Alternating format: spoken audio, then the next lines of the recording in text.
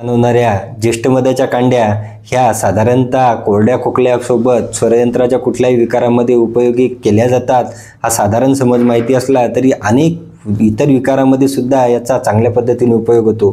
ज्येष्ठ मध, मधुयष्टी किंवा मुलेटी नावाने ओळखल्या जाणाऱ्या या कांड्यांचा उपयोग कुठल्या आजारामध्ये कशा पद्धतीने केला पाहिजे, याचे गुणधर्म काय आणि याचा वापर कशा पद्धतीने केला पाहिजे हेच जाणून घेऊया आजच्या व्हिडिओच्या माध्यमातून।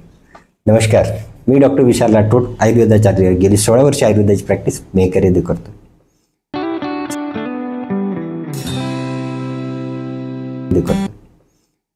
साधारणतः ज्येष्ठ मधू नावाने ओळखल्या जाणाऱ्या ह्या ज्येष्ठ मधाच्या कांड्या आयुर्वेदामध्ये उत्तम मधुर रसाच्या म्हणजेच गोडसर चवीच्या आणि त्याचबरोबर शरीरामध्ये शीत गुणधर्माच्या आणि त्यामुळेच धातूची वृद्धी करणाऱ्या, शरीरामध्ये बलवर्धन करणाऱ्या, उपयोगी ठरणाऱ्या या कांड्यांचा उपयोग बऱ्याच औषधीमध्ये एक सहाय्यक औषधी म्हणून केला जातो।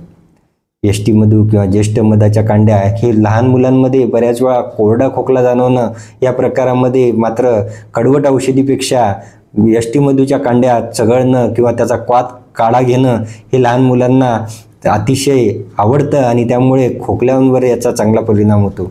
म्हणूनच कोरड्या खोकल्यासाठी हे औषध अतिशय प्रसिद्ध मानले जातं। बऱ्याच वेळा स्वरयंत्राचे विकार असलेत किंवा शरीरामध्ये वाढणारी कोरड आणि त्याचा परिणाम म्हणून शरीरामध्ये जाणवणारा कुठल्याही प्रकारचा दाह म्हणजे वाढणारी उष्णता याच्यावर सुद्धा यष्टी मधूचा उपयोग चांगला होतो किंवा ज्येष्ठ मधाचा उपयोग चांगला होतो। पित्तात वाढणाऱ्या उष्णतेचा परिणाम म्हणून शरीरावर तयार होणारे लालसर चकंदळे असो किंवा लाल वर्णीय तयार होणारे पुरळ असो, ही उष्णतेने ज्यावेळेस वाढायला लागतात त्यावेळेस स्थानिक तिथली उष्णता नष्ट करण्यासाठी किंवा स्थानिक व्रणरोपणाचं कार्य म्हणून यष्टी मधूचा उपयोग चांगल्या पद्धतीने होत असतो। त्यामुळेच याच्यामध्ये केल्या जाणारा मुस्ता आणि मंजिष्ठेसोबत याचा केला जाणारा लेप हा काही मिनिटांमध्ये, काही वेळामध्ये सुद्धा तिथले लालसर पुरळ घालवायला उपयोगी ठरतो। बऱ्याच वेळा पेप्टिक अल्सरसारखे त्रास किंवा त्याचबरोबर शरीरामध्ये होणाऱ्या कुठल्याही प्रकारचे अर्श या ठिकाणी सुद्धा यष्टी मधूचा उपयोग होतो। कारण यष्टी मधू शरीरामध्ये असणारी पित्तातला दाह आणि उष्णत्व हे कमी करून शरीरात वाढणाऱ्या पित्तातली स्निग्ध गुण सुधारायला मदत करतं आणि त्यामुळे कुठल्याही प्रकारचे अल्सर हे भरून यायला मदत होते। त्यामुळे शरीरात होणाऱ्या कुठल्याही प्रकारच्या अल्सरांमध्ये सुद्धा याचा उपयोग चांगल्या पद्धतीने केला जाऊ शकतो। रडपणं किंवा घशाच्या ठिकाणी सूज येणं किंवा बऱ्याच वेळा थ्रोट इन्फेक्शन सारख्या विकारामध्ये सुद्धा याचे केल्या जाणाऱ्या काढा करून त्याचे केले जाणारे गार्गल्स हे चांगल्या पद्धतीने तिथे त्रास नष्ट व्हायला मदत करतात। त्याचबरोबर शरीरात असणाऱ्या कुठल्याही प्रकारच्या तीक्ष्णतेचा परिणाम म्हणून होणाऱ्या आर्थरायटिसचे परिणाम, जिथे की शरीरामधलं वंगण कमी होण्याच्या प्रकारामध्ये सुद्धा यष्टी मधू हे इतर औषधी कल्पासोबत पर्यायी औषध किंवा सहाय्यक औषध म्हणून उत्तम पद्धतीने काम करतं।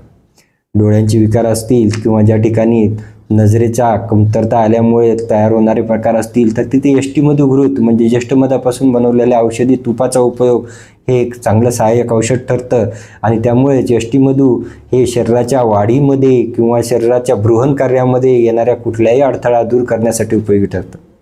यष्टी मधू हे मधुर रसाचं म्हणजे गोडसर चवीचं आणि शीतवीर्याचं औषध असून शरीराच्या धातूच्या किंवा मांस धातूमध्ये होणाऱ्या कुठल्याही विकृतीला नष्ट करत असल्यामुळे केवळ कोरड्या खोकल्यापर्यंतचा याचा उपयोग नसून इतरही विकारांमध्ये, मग ते डोळ्याचे असो किंवा अल्सरचे विकार असो किंवा पचनाचे विकार असो आणि ॲसिडिटीसारख्या दुर्धर आजारामध्ये सुद्धा किंवा शरीरात कुठल्याही कारणाने दीर्घकाळ घेतलेल्या औषधीचा परिणाम म्हणून तयार होणारी शरीरातली कोरडपणा किंवा उष्णता ही नष्ट करायला सुद्धा यष्टी मधू किंवा ज्येष्ठ मधाचा उपयोग होतो।